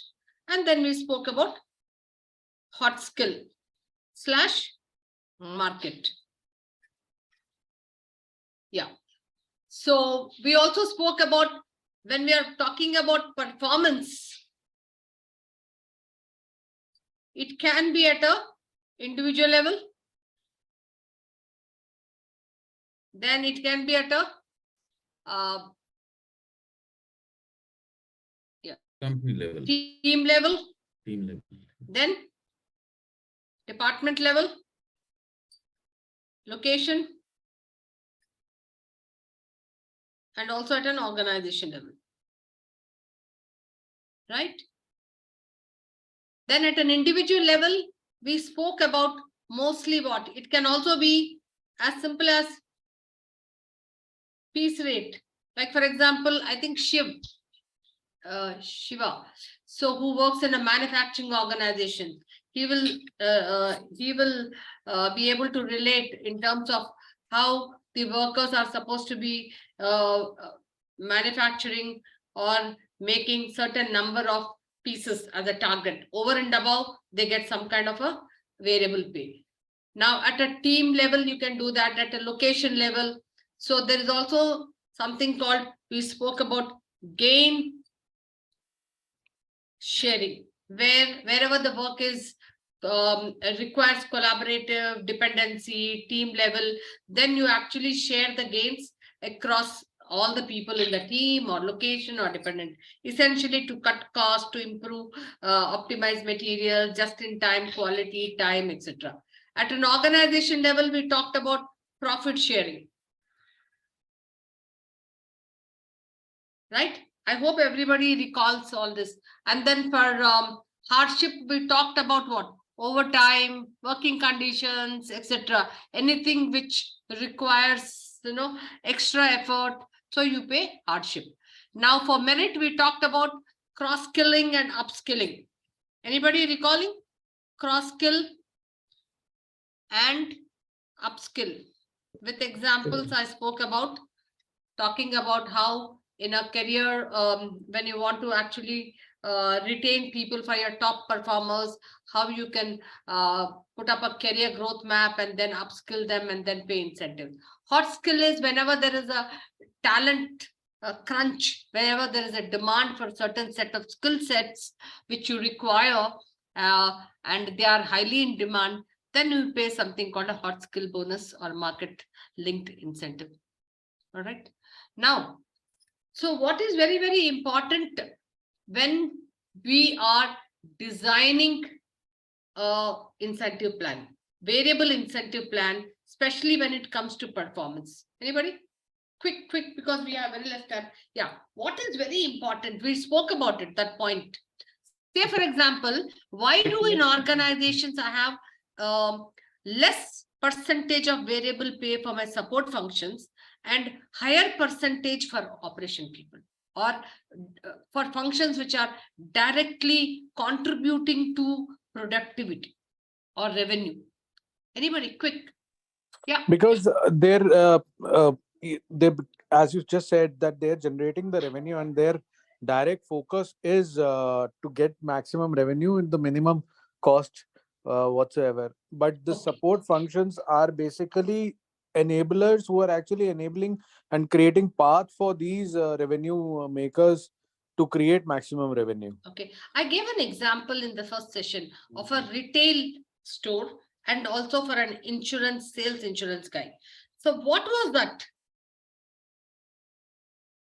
Say for, I'm giving you another example. Say for example, there is a recruiter. So I give him a high percentage of variable pay. And for a payroll guy, I reduce the percentage of variable pay. So essentially in these roles, payroll guy and recruiter, what is that? What is that you find in their role? Their jobs. Sorry, go ahead. Ability. I guess numbers. No. The task can be quantified, measured. Other than the task can be quantified, the job itself does not have the scope to stretch, perform more. For a sales guy, I can go sell more. For a support function, that the job itself, inherently the job does not have that. A payroll guy at best, what he can do? Software is there. He will ensure that there are less bugs, ensure that, at best, ensure that there are no, errors at all, error free. For a recruiter, there is so much of scope. You are given the budget, you are given number of positions to fill, and I can use any kind of a media, any sourcing, and I will increase the yield from the cheapest source of source, yet retain the quality. Got it? So the job itself, inherently, there are certain jobs which have the scope for, working more, getting more revenue, more productivity. There are certain jobs, so most of the support functions, they do not have the scope. So when they don't have the scope and I'm going to increase, I'm going to tell the support function from tomorrow, the HR function, say HRBP, I'll say you are for a HRBP associate, that 15% is your variable pay. She said, ma'am, 15%? She knows variable means it's a pay at risk. That means I may not get 100% of the 15%. So I said, but what is the basis? Where is that I need to perform? Are you with me, guys? So therefore, essentially when you're designing variable pay plans, pay for performance plan. You have to understand whether there is scope in this job. Okay, that's very, very important, which is called the performance stretch. Okay. Now, what are some of the design considerations you will consider when you are designing a performance plan? 1 second, it is this, yeah, clear. Okay. What are some of the design considerations? I'm sure all of you are so seasoned. Whenever you design a performance plan or a variable plan, say, for example, I want to design a variable plan for my salespeople. What are some of the things you will consider in general? First is the frequency is important. Intent or objective. That's very important, no? Why do I want to have this plan?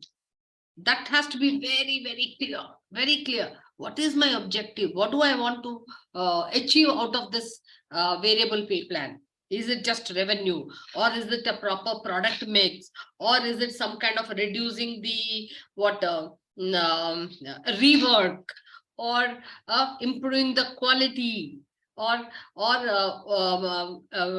ensuring that it is on time? So there could be many objectives, both from the functional aspect or from the HR aspect. The intent also could be as simple as an HR objective saying that, hey, people are all coming late. So can I have some kind of an incentive where I will ensure that people will come on time? Can we have that, Bhupesh?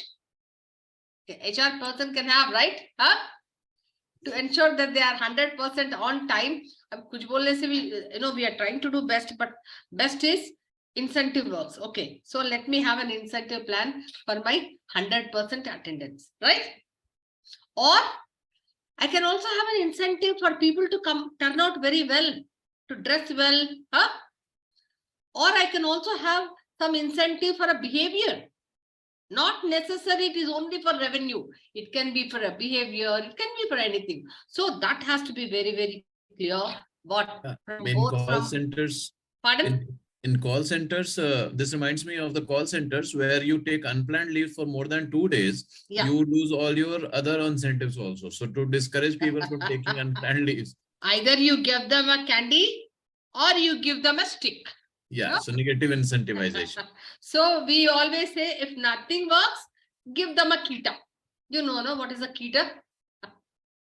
That's the negative incentive. All right. A kita carrot means... or a kita. Okay, I got it now. Okay, so intent has to be clear. It could be from what functional perspective, as I discussed, it could be revenue, productivity, whatever. From the HR aspect, it could be change of behavior, culture, whatever be it. Next, I have to be very clear. Who are the people? When I'm writing a pay policy for them, who are the people? Eligibility. Who are the people? Are these the managers? Are they the senior managers? So who are the people? Eligibility. Who all will I consider? Then will probationers be considered? Right? Will people who have put in resignations, will they also still be entitled for performance plans, right? People who are on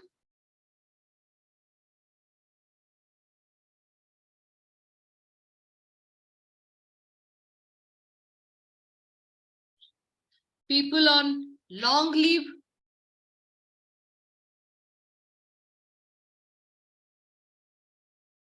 Then, maternity leave, because these days it is 6 months.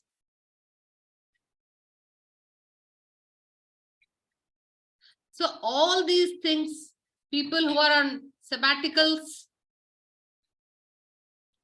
they have to be clearly written in your policy or in your variable pay plan, because you should not assume. I know many a times as a practitioner, Ma'am, am I entitled for variable pay? Huh? I've been on leave for 6 months, maternity leave. Well, that has to be very, very clear there, right? Okay. Now, Nirmala, sorry, just one question. Would we also consider variable pay depending on the type of employment, for instance, full-time, part-time? Would that typically also have a varied you chunk can of? have, even for part-time, you can have variable, like for example, 4 hours, you're an hourly worker, 4 hours, part-time worker, working on a shop floor. He has, anybody who's given a target and saying that over and above will be incentivized, right? Right. But that has to be clear. Hmm. In fact, you asked a very good question, because I recall sometimes the part-timers were, there was a hue and cry in an organization where the part-timers said, why are we not eligible for variable pay? Because we are doing the same work as the full-timers. And just because of these peaks, sometimes in the work, you have peaks and you don't want to have full-time workers for the entire schedule, and you only use it for spikes of 3 hours or 4 hours. So are we also not used? Absolutely, they are also entitled, right? Because if they have targets, production targets or whatever targets, right? Correct. Yeah, if it can be quantified, we can even incentivize the contractual workers that if you meet over and above. Contractual workers also. For example, you are replacing all your full-time with contractual workers when you actually have to have full-time there on the shop floor in manufacturing organizations. And they are also entitled for, variable pay. I mean, piece rate. They also make pieces, right?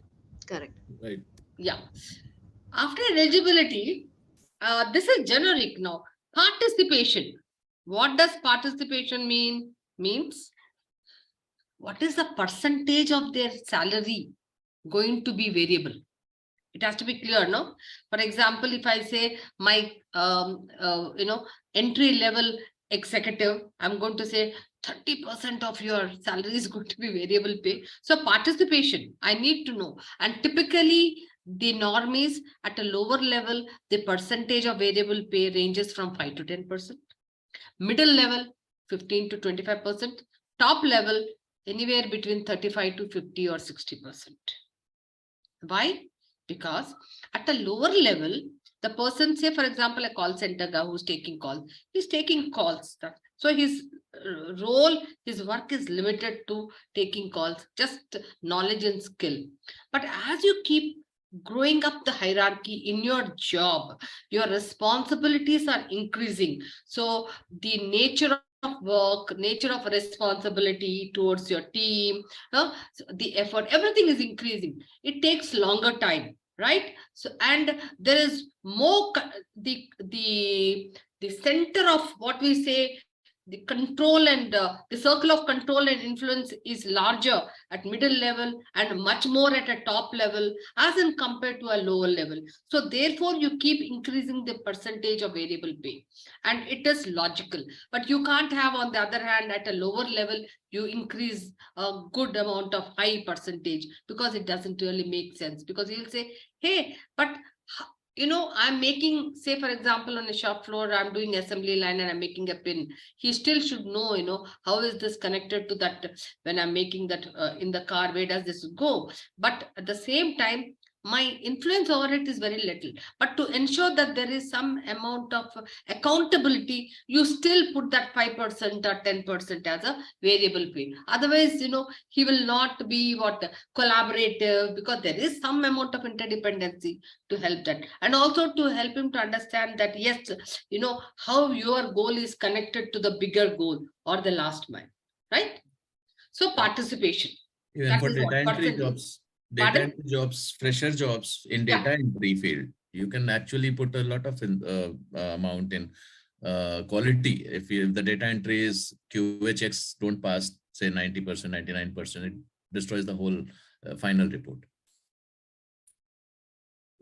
Come again, Prashant. I missed out. There was some I said noise. data entry jobs, even at a lower entry level, we can have a high percentage of. Yeah, depending on, see, I'm talking about participation typically in organizations, but then there are certain jobs where, you need to actually complete that job. So therefore, like, for example, you mentioned about a data entry job. If I'm making more mistakes, so higher the variable pay, his work will be better, right? Even some of the payroll functions you can have similarly, so that to reduce their number of mistakes, etc. So wherever it can be quantified, you can definitely increase and provided it is within your control. What matters? You can have a high variable pay, provided the work is within his control, like a data entry operator. You can have a high variable pay because that job is within his control to reduce or increase the mistakes. Right. So to ensure that there is quality, you'll have higher percentage. And these are typically, contracted. So obviously you are paying them based on so even your yardstick is not number of hours you have taken. Your yardstick, the metric to evaluate the performance is, you will specify before itself that this is the quality of work I expect, right? Yeah, number of transactions and number of entries that you make. It is not the volume versus quantity versus quality. Okay. After participation, the most important thing is how do you evaluate? So that means performance criteria is important. Will you do it afterwards or will you tell him before itself? So this will be your one. Okay. Should be actually be told before, I think. One second. I want to give you a very interesting example. So there was a time when, my young managers, so during their present interview, they'll say, hey, but this is not the work I expected. And using a word like, this is utter rubbish. I thought you would do some great work. So what are the things which came out now? But then, for the, almost for 6 months, this has been going on, and this is not the way you should have worked. But what did the respondent say? But if it was that way, then you should have informed me before. Why was I not told? What were the ways of evaluating? What were the metrics you were looking at? So always performance criteria. By that, what I mean is, when you're setting your goals, when you're sitting for your goal setting exercise with your reportee, you have to ensure not only what has to be done, but how it has to be done, and what are some of the metrics in which this performance will be evaluated, both in terms of quantity and quality metrics, right? For example, if a recruiter, if you have to close 20 positions, he will close 20 positions. But then after 3 months, if 50% of people have disappeared, have exited, and after again another 3 months, if another 10% have gone away, and some of them have gone on PIP, what is it? He's only focused on quantity and not on quality. So therefore, even that criteria of quality has to be mentioned. No assumptions. Absolutely no assumptions. Then we could give weightage also to various. We could give weightage also. How much weightage to quantity? How much weightage to quality? Absolutely, depending on the task. Absolutely. When you drill down further, there are not only weightages to just quality and quantity, and also when we are doing goal setting for all, say if a person has 3 KRAs or 4 KRAs, even the KRAs will have weightages, right? Because ultimately then you are able to evaluate his performance not on that recency, whatever you have done, but on all the 4 KRAs. Yeah. Okay. So it has to be done by the department heads or the functional heads or the guys who are into that kind of operations. I mean, we as a HR, if we define the policy, we'll just mention that the goal setting has to be done right in the beginning for every department. Yeah. Now now payout. This is also very important. How are you going to pay out? When are you going to do the payout? If it is at a lower level, typically you do it on a monthly basis.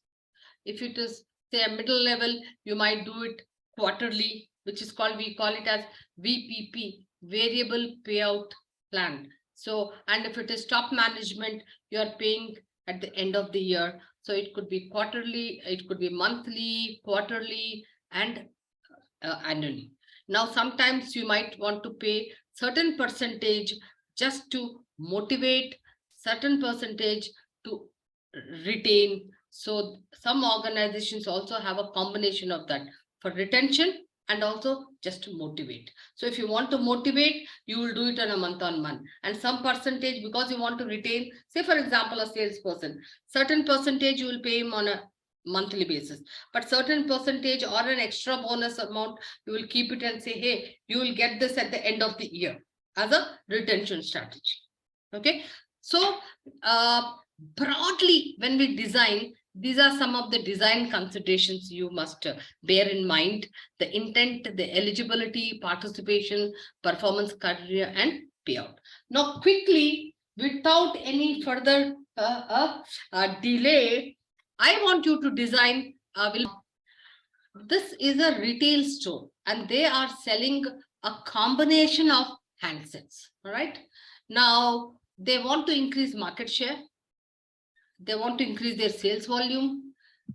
They want to increase their footfalls. They also want to increase teamwork. They're having problems with the certain super sales people who want to attract and they want to retain them. And in general, there is low customer centricity. So they want to increase their customer centricity, right? And the organization has 20 salespeople with one sales manager. Then there is, so the salespeople report into sales manager, and they also have an assistant manager warehouse. So admin officer and office boy, they report into this admin assistant manager warehouse, and assistant manager reports into the sales manager. Okay. And now, don't look at 60% of base pay and all. It has been little worked out there. Now, what I want you all to do, design an incentive plan. All right. Now, just pick up what are the, obviously you can see functionally they have to increase revenue, and there is also some behavioral aspect of it. Now, what will you do? How will you do? How much of? So you have to, the 4 steps, 5 steps, that is intent, who are eligible, and then what percentage, and what will be the criteria, and when will you pay out. Okay, I want you to do that in this format. 3 groups. Okay, now what I want you all to do quickly on an Excel sheet. Okay, write down just step 1 from the intent, from the functional aspect, and also from the HR aspect. Okay, what are some of the things you want to? Then 2, eligibility. Who are the people who are eligible? Say, for example, you have sales manager there, sales people. In support, you have warehouse guy, you have an office boy. Just write them down, and what percentage of their base pay you want them to be as variable pay. Okay. Then step 3, just write what kind of a criteria will you have for sales people, for support people. And then you can just give 3 levels, say for example, because typically when you are designing an incentive plan, you have to have these what we call it as levels of efficiency, or so that you can rate them. Target at level 1, how much target? Level 2, what is it? Level 3, but limit to just level 1 and level 2 because we have paucity of time. And step 4, when will you pay out? Monthly or yearly or quarterly? And what is it? Will you pay for motivation or for retention? Maybe in escalator pitch kinds, if you can quickly present your case. Sure, Nirmala. Yeah, Nirmala, we are sharing actually. We shared it. Prashant, over to you. Maybe you can just give us a glance. Maybe as time is not much. Okay, step 2. Yes, sure. 50 pieces in a month, 5% selling price, 6%. Okay, fantastic. Achieve so much. Okay, 5% selling price of intent motivation. Increase the teamwork. Increase it. Yeah. Just to give you some comments on intent. So, yeah, you've written already. Let me see what you've written. Sorry. Okay. So when you're writing motivation, can you measure motivation? Absenteeism or no Attrition. Yes. Motivation So, is yeah. So you can't measure motivation, right? So, Yeah, what I'm trying to convey is, whenever we have an incentive plan written down, we have to be very, very specific. What can't be measured will not be done, right? So therefore, in our intent, we have to be very specific in terms of what is that we want to really achieve. It could be both in terms of, some measures like quantitative, qualitative, because even motivation is very, very generic. So either you derive indicator for motivation and then you will look at that metric. Okay, so stop attrition. So maybe then you will say present attrition is this much, so I want to increase it. I want to reduce attrition from 10% to 8% or 12%. No, right? Stop attrition will not convey anything. Got it? Yeah. Okay. So increase teamwork again. So what exactly? Or maybe a derivative of increasing in teamwork is that you will see that sales and revenue is going up.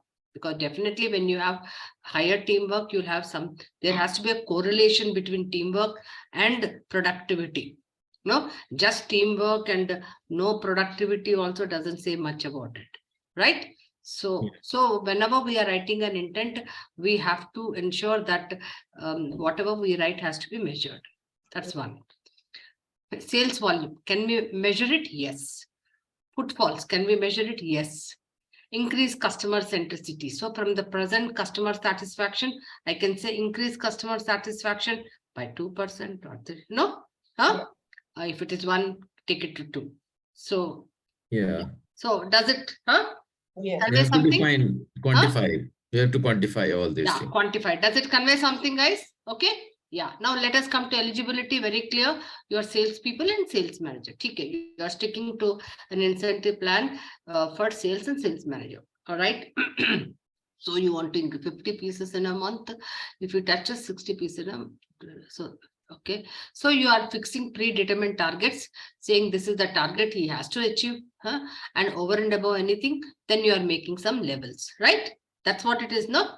Now for sales, the percentage of base pay, so 20% of the base pay is going to be variable pay, and at level 2. So what I meant measurement criteria was you can't increase variable pay, right? Have you noticed? You can't increase variable pay. Either it is 20% or 30%. But what you will increase is, if you have noticed, at level 1, if you have said 100% you have achieved, you get this, A and B. If you have achieved 120%, level 2, level 3, it's like in a rating scale, average, exceeded, over exceeded, that is what it's not the job level, basically. It is not your percentage of base salary. Got it? Yeah. Okay. Means measurement criteria. That is according to that 100%, 120. You are creating that efficiency level. Payment. Let me see payment. Sales monthly. Right. Very right. Because if you pay a salesman quarterly, he will not be motivated. He will just leave. Because he needs every day. So support guys also need on a month-on-month basis. But yes, you can say here again 80% monthly, and that 10% which comes, and we will add another plus 10% and give it to you as a bonus at the end of the year. Because there are some salespeople who are maybe super performers. I want to retain them. You said you want to retain people, right? You want to reduce attrition. So you can have that kind of things. Got it? Yeah, sure. Okay. Great job done. Please give a big hand to yourself. This virtual program. Otherwise, I would have given you all some great chocolates. Okay. Good job done. Okay. Can we have the other group quick?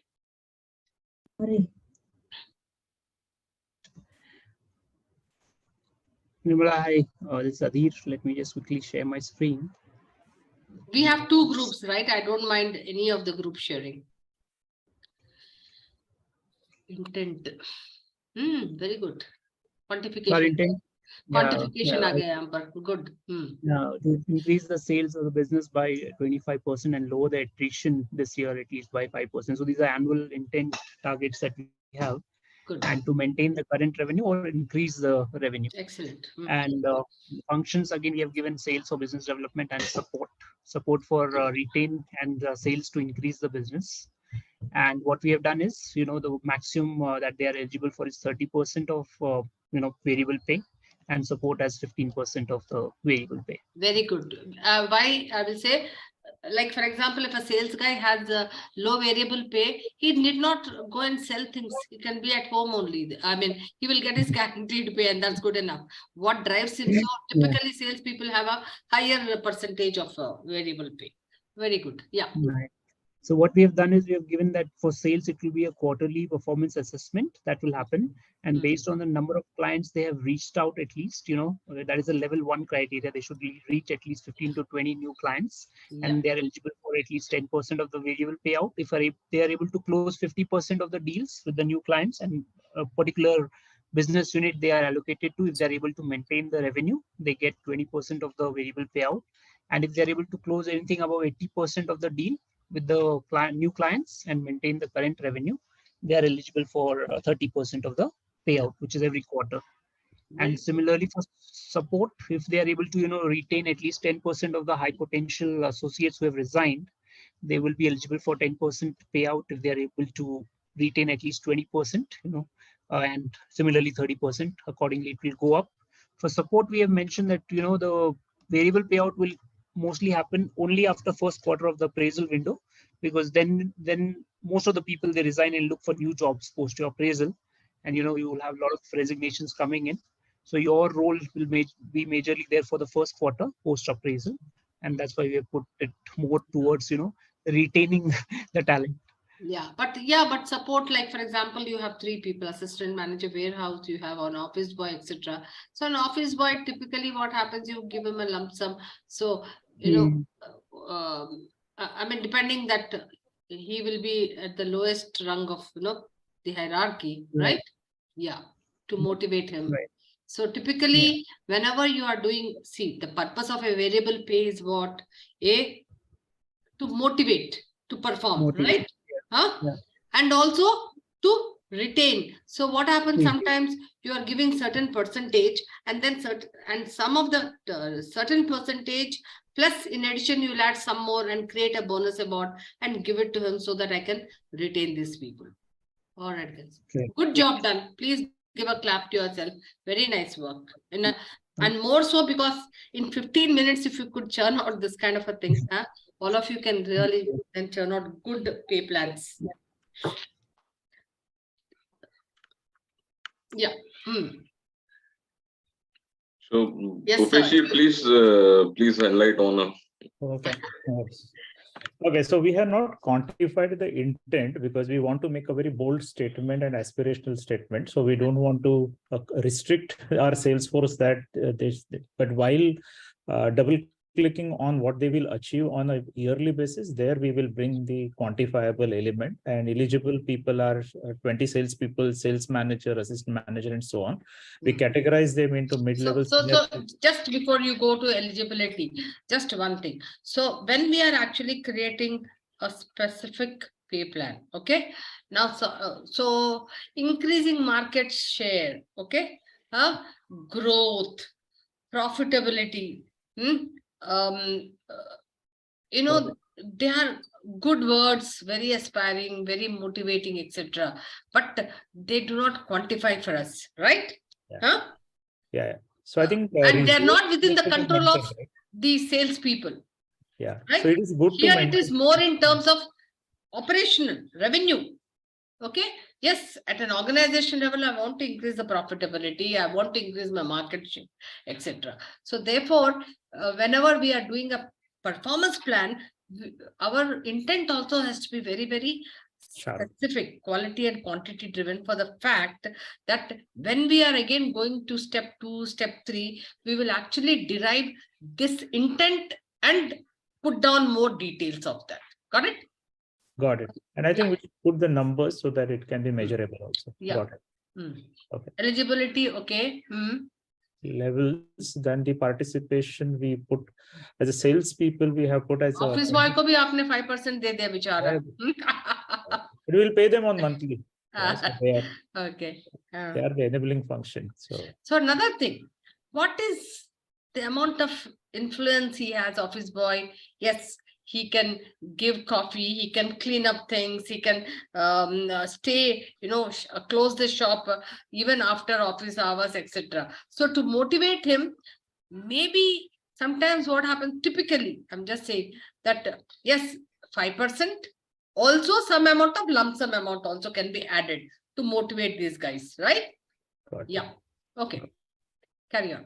Yeah. So on the measurement criteria, we would like to put the sales target, market share, as you rightly said, percentage and all numerical number we could not able to arrive. No, but one more thing, guys, when you are actually looking at 20 sales, realistically speaking, go to a retail store and see, you will not be able to put a criteria like market share, because market share will come only after the analysis of the data and all that. So it's so difficult to capture that data and then put it as a criteria here. You agree? Or I mean, you feel free to disagree as well, but that's no, I think absolutely fine, because you see, for the sales manager, definitely I would like to go sales on manager biannually, and we have a numbers, but on a quarterly basis, I will not. You're right. So here, average order value and margins and the sales target. Order value काफी important मायने में रखता है. Absolutely. So, and the instead of market share, we can say the brands, which brands you want to share. Product mix, we can put that. Because sometimes what happens, branded products will have lesser margins and non-branded will have higher margins. So you can have a assortment percentage, we can put that. Assortment percentage. Yeah, absolutely. Good. Yeah. So I think by and large, you guys have done a good work, all of you. Okay. Professor is good, no? Huh? Professor is good. Absolutely. So what I want you all to do now, Vilma will be ready up and about with another interesting case study where you will have to devise a variable pay plan. And then your learnings will be all the more when you actually do another case study in terms of the variable pay plan. Okay, guys. Now, I want to ask you all a question. Say, for example, because I can see Bhupesh's face, so I want to ask Bhupesh. Bhupesh, what if your CEO will ask you, say, hey, Bhupesh, what is your budget, wage budget for next year? How will you go about it? So I will go, it's a normal question, and always there is a push that how I can reduce and I can. So I always push back what percentage the revenue is going to increase. Usually being a supplier, I will try to say 4.5 to 5% of the top line. Right. And another measure is that the percentage to the profits and percentage to the operating cost. The three criteria. If I were to ask you, Bhupesh, so please give me a figure. What is your budget going to be for next year? Wage cost budget. So what will you take into consideration? So the top line is important. Okay. And you will take into consideration the top line. Okay. And the growth plans, whatever that we have in you'll mind. also take into consideration the growth plans. All right. Okay. And then you will arrive at a figure. And also the budgets, that is also equally. Budget kahan se aayega? No. Just I'm saying. So how will you arrive? The trend of the budget, he cannot give me as is. So whatever is the going on. But I think the top line and the growth plans is something that. Yeah, interesting. So everybody at some point of time, if you are a competent person or if you are a HR head, you will have this question. Hey, how am I going to do my budgeting? So in budgeting, you have to remember that there is a very important word called ECR ratio. What is it? ECR ratio. I'm so sorry, we'll take 10 more minutes, guys.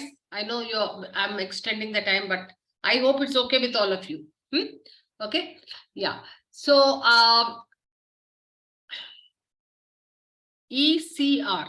Employee cost to revenue. Cost to revenue. Exactly. It's called, yeah, somebody said it, employee Cost to revenue. cost to Revenue. This ratio is very, very important. Okay, this becomes your starting point. Now you may say, but what? So typically, where will you get employee cost? Your wage cost of last year. And then you need to look at your revenue. So when you divide employee cost by revenue, you will get maybe a percentage. You can convert it into percentage. It could be 10%. It also could be 15%. Typically, for manufacturing organizations, the ECR ratio is anywhere between 4 to 7%. Shiv Chowdhury should be able to tell me, hey, what is the ECR ratio typically in a manufacturing organizations? As far as I know, it's about 4 to 7%. Yes, madam. Yes, madam. Absolutely. It's between that. Okay. Now you are a startup. You want to create a budget. How will you go about for startups? If I'm an IT company, I will then start, say I'm an IT company. Then I will say, okay, fine. What is Wipro's? You can find out from the books. Somewhere around 60%. No. What I'm saying is from where to get the data. So annual reports. Just go to annual reports, pull out the wage cost, pull out the revenue, and Wipro's is typically between 40%, right? I thought it was around 60, 40 to 60. Yeah. Wipro is less, so it's around maybe less, but IT industry overall average is around 60. Yeah. So what will I do if I'm an IT company, a startup? With whom do I want to compete? So I'll say, okay, what is TCS? What is Infosys? So what am I doing? I'm actually benchmarking myself and saying, Infosys, yeah, benchmarking myself and looking at the ECR ratios of Wipro, TCS, and Infosys, and say, hey, then maybe I will take a call and I'll say I'll be between 30 to 40%. Okay, this is how I will go about if I'm a startup and I don't know. But for example, if I'm not a startup and I've been in the business, so obviously I have a last year's budget, no? So what will be my starting point? Say I asked a question to Bhupesh. So his starting point will be to create a budget, my last year's compensation, right? Say for example, if my last year's compensation pool means the amount of money I spent was 200 million. Now this year, if I want to arrive at a budget, what will I do? Like as he rightly stated, I have to look into the growth plans. Say if the company is growing by 25%, so obviously I cannot deliver with just 200 million. So I will also then increase my comp pool by how much? By 25%, which comes up to 250 million. Now, as an HR head or as a comp manager, then what are the various things I need to consider? So typically, when you need to create your budget, what are the line items you will consider? You will look at, say, for example, the regulations, government regulations compliance. For example, now that 50% wage code is coming, and you have actually not taken that into consideration. Then suddenly, from where will you get your money, right? So you need to take that into consideration. Work out, say, on a ballpark figure, okay, 10 million. Then you are looking at, hey, my new employees, I need to actually increase the competitiveness. So maybe I'm going to increase their salaries by 10%, which will cost me 20 million. Because growth plans. Then my present variable plan, is not so good. I have to come up with a new variable plan. So then maybe my present supervisory people, so I need to do something about it, attract them better. So I'm going to change the practices, which will send them on to training, etc. Might cost 2 million. So what am I doing essentially? I'm listing out all the issues or the line items which can happen, which I have to take into consideration. Okay, in the level 2, this year I have to give annual hike. So typically, what is the trend? So, okay, fine. Then if 7 to 8, 9%, 3 to 9%, I will give an average of 4%. Then there is already salary compression happening. So I also need to do something about that. So internal equity, that will cost me again 1 million. Then X market pay. I have not done market corrections for certain jobs. So that will cost me again 4 million. So inflation is also there. I have to take. So I'm actually adding up all the issues which will actually then need extra money. So I will calculate everything which comes up to 256. But my comp pool is only 250. What will I do then? Bhupesh, since you are the senior most, your comp pool is only 250, but the line items come up to 256. So again, you will go through the line items. Where can I reduce? So where will you reduce if these are your line items where you have allocated? Will you reduce in government? You can't. That is something. Maybe 1 million here in competitiveness, or again attraction retention, maybe 6 million you have to make somewhere. So 1 or 2, because average height anyway you're giving so less, you can't. Maybe market corrections, again you will cut something, because cola you can't do anything about it. 1 million. So what are you doing? 6 million you will, or at best 4, and then you will again ask your boss. So you have to go through all your line items, see whatever is going to be incurred, then vis-a-vis that you have to check what is your comp pool, then whatever is the excess, again go through it again and see where you can reduce, and then come to a kind of a consensus. Okay, fine, it matches with my compensation pool. Why can't you increase the wage ECR ratio? What will happen if you increase the ECR ratio? It's so obvious. What will happen? Your profits will go down. And then when your peer ECR ratios are within that range, you can't increase their wage cost. Let me tell you guys, in manufacturing organization, even 0.5% wage cost increase means it will impact the cost. And especially in today's market dynamics, when everything is so competitive, X person is giving it at a certain cost, you can't increase your cost of the product. So all the more reason that what will you do then? What will you do? You will then bring in automation, right? Can I bring in automation? Can I increase, wherever the jobs can be automated, so that I can reduce my wage cost? In fact, the kind of times we are going through, HR is wanting to cut on flab, and they want to go digitize, they want to automate a lot of things and add value, because ultimately business sees it in terms of ROI, rupee. That's what matters. Whatever be it, right? We keep saying, we can have diversity, we can have inclusion, we can have happiness quotient, everything.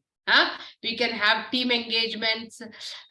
We can say, okay, fine, increase the happiness quotient, but ultimately, what? ROI counts and revenue counts. Okay. So, well, this is all about compensation budgeting, guys. I know I've been a little quick in explaining this everything, and I thought I'll make you all do a case also, but that will be done as a homework. So with this, we come to the end of the session.